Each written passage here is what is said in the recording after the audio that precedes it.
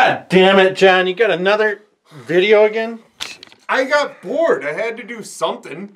Welcome back to the channel, guys. We've got another rifle build coming up. This time, just to complete the collection of ARs, we're going to do a pistol this time. We're going to do short barrel. I mean, maybe someday I'll do an SBR with it, do all the paperwork and stuff like that. But I've always wanted a Noveske. I think they're just top-notch.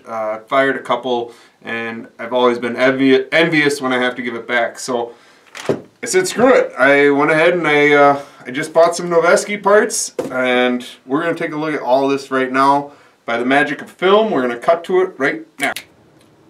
Here we are. Alright, so this is it, guys. This is going to be our AR-15 pistol project. This one, again, heavily inspired by Noveske parts.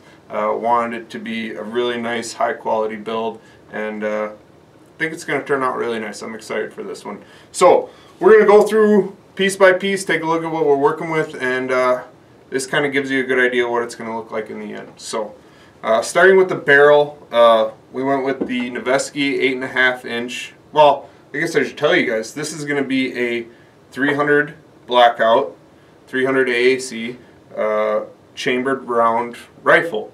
And Noveske does have a stainless steel 8.5 inch barrel and 1-in-7 twist for that round or that caliber.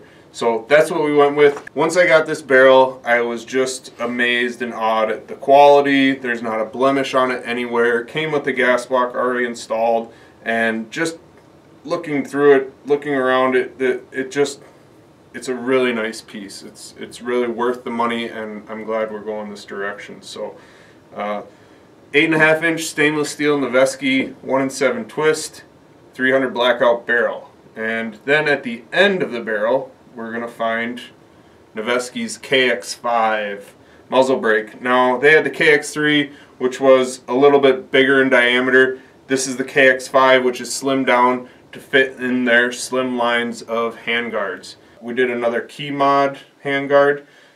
First, I ordered the 11-inch long handguard because I wanted that really cool look of, you know, just having that muzzle brake barely sticking out of the handguard.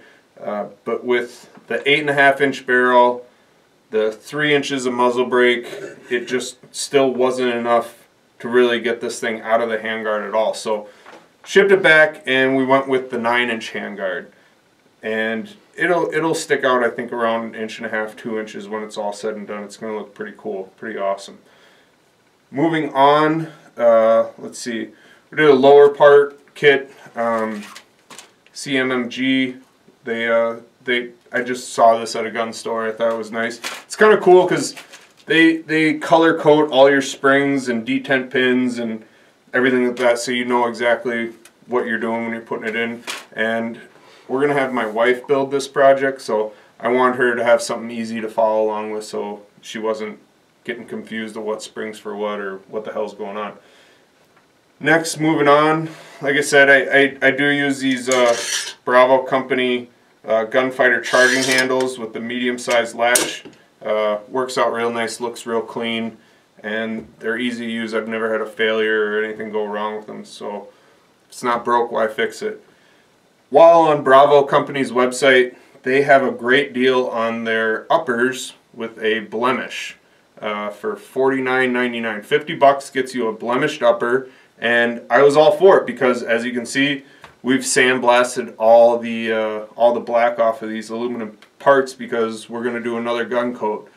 And I've been toying around with what we're going to do with the gun coat. We'll talk about that later. But if you guys have suggestions or something you think looks really cool, battle-worn camouflage, stick with the Cryptex, whatever, leave them in the comments because I'd like to see some other stuff. Seems like everything's kind of played out. Everybody's been doing the same stuff. But moving on. So 50 bucks for the upper. Now I'll get into the lower. We went with the Spikes Tactical. Like I said, my wife's putting this one together.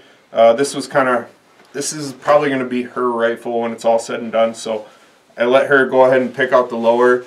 She loves that Honey Badger video on YouTube that everybody knows. So we went with the Honey Badger lower from Spikes Tactical, so you've got your safe fire and your don't give a shit mode, which I thought was pretty funny. I think she got that for 120 bucks or something like that. We got another Ergo Grips handguard or hand grip, easy, and of course, since it's not an SBR, it is going to be a pistol. I really thought the Shockwave looked the best. I don't really like those big braces with the straps and all that jazz. I just think it's too much going on. I like the more simple and effective look. So we went with the Shockwave. 90 bucks.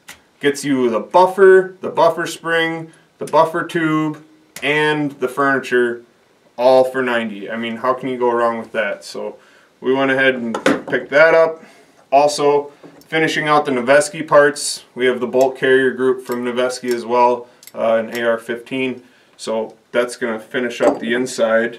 And what else do we got? Oh, I got this for my birthday. With all the craziness going on in the news, I was kind of nervous these are going to start flying off the shelves or not be available anymore. So I thought that would really just make this pistol come together, having this awesome 100-round mag. I did load it up. It actually holds 103.